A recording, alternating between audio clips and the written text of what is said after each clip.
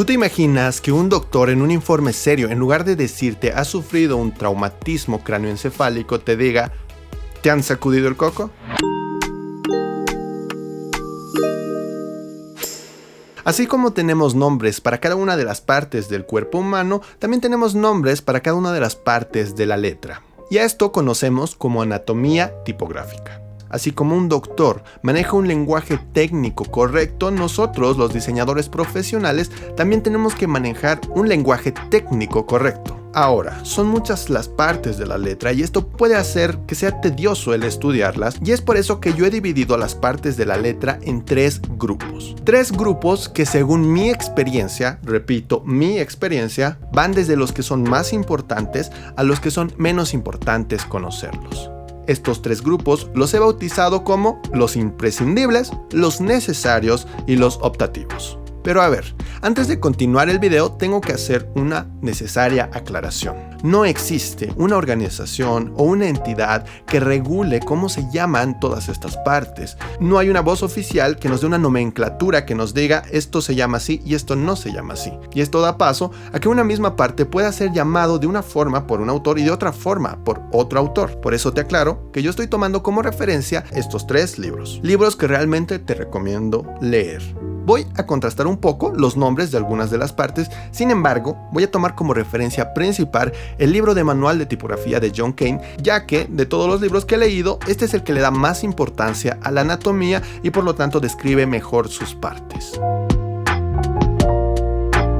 Antes de comenzar con las partes, vamos a hablar de la estructura general que tienen todas las letras. Para esto, tomaremos como referencia la palabra tipografía. La línea base. Todas las letras tienen una línea sobre la cual se asientan. A esta la conocemos como la línea base. Un poco más arriba tenemos la línea media. Esta línea es la que define la altura de las letras en caja baja, es decir, letras minúsculas. Este espacio que se forma entre la línea base y la línea media se conoce como la altura de la X. Un poco más arriba tenemos la altura de las mayúsculas. Esta línea, como puedes imaginarlo, delimita la altura, repito, valga la redundancia, de las mayúsculas. Ahora, no sé si alguna vez te has percatado, pero algunas letras minúsculas tienen una porción de ellas por encima de la altura de la X. A estas las conocemos como ascendentes y tienen una línea que delimita su altura. En algunas ocasiones esta puede ser la misma altura de las mayúsculas, sin embargo, la mayoría de las veces esta altura será un poco mayor que la altura de estas. Ahora, cuando esta porción está por debajo de la línea base, la conocemos como descendentes y también tienen una línea que delimita las descendentes de todas las letras que tengan. Ahora veremos las imprescindibles. He llamado imprescindibles a estas partes porque sí o sí, tienes que conocer cada una de estas. Empezaremos con el trazo. El trazo es la línea que define la forma básica de las letras. Los remates también se llaman serifas y son estos pies, estas partecitas que aparecen al final del trazo de una letra. De ahí que también se llaman las romanas tipografías con serifa. El asta es el trazo vertical u oblicuo más característico de una letra. La única letra que tiene una asta curva es la S y conocemos a esta asta como doble arco. Hace un momento hablamos de la altura de la X. Cuando las letras minúsculas tienen una porción del asta encima de la altura de la X, la conocemos como ascendente. Por el otro lado, cuando la porción del asta está por debajo de la línea base, la conocemos como descendente. Estas son las partes imprescindibles, no podemos no conocerlas. A este grupo he bautizado como las necesarias. Podría parecer un sinónimo de indispensables y es que en realidad es algo así, porque es igual de importante conocer estas partes, pero puede ser que no las conozcas todavía. De todas formas, si quieres hablar de forma correcta, de forma técnica, tienes que conocerlas. Comenzaremos con los brazos. Los brazos son estos trazos cortos que salen de un asta de una letra como en la E, la F y la Y, tanto si están rectos como si se inclinan hacia arriba. Por otro lado, John Kane llama cola a los trazos cortos que parten del asta de la letra, tanto desde la parte inferior del trazo como si se inclinan hacia abajo. Estos últimos, para Cheng, también se llaman brazos. Los bucles o panzas son esta forma redondeada que tienen algunas letras, como la D, la P y la Q. Continuaremos con los hombros. Los hombros son estos trazos curvos que no forman parte de un bucle.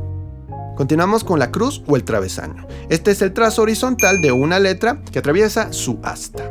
Ahora veremos algo que es muy importante, los ápices y las vértices. Conocemos como ápice al punto que se crea en la unión de dos astas en la parte superior. Cuando esto sucede en la parte inferior, lo conocemos como vértice.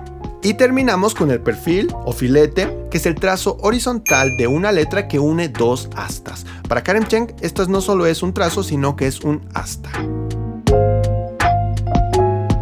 Ahora veremos las optativas. Las llamo optativas no porque no sean importantes, sino porque se dan en casos muy específicos y no tan generalizados. Comenzaremos con algunas variaciones que hay de los remates. Cuando una tipografía tiene remates en un trazo curvo, por lo general se verá así, como si fuera un medio remate. A esto conocemos como uña. Por otro lado, cuando sucede esto de tener un medio remate, pero en un ángulo horizontal, lo conocemos como pico. La lágrima es la terminación redondeada de un trazo que no es un remate. Tenemos el gancho, que también se lo llama cola, que es el trazo curvo o diagonal que presentan algunas letras en su extremo. Y por último, veremos el espolón. El espolón es esta partecita, esta extensión que aparece cuando se unen un trazo curvo con un trazo recto. Ahora que conoces los términos correctos de todas estas partes de la letra, no solamente te servirá para referirte a ellos de forma óptima, sino que comenzarás a prestarle más atención a las tipografías y a cómo están compuestas. Cuando en clases me toca dar anatomía tipográfica, sé que mis estudiantes se van a aburrir. Siempre me ha pasado. Sé que no es el tema más divertido de la tipografía, sin embargo, si tú quieres ser un experto, es bueno que conozcas y te familiarices con estos términos.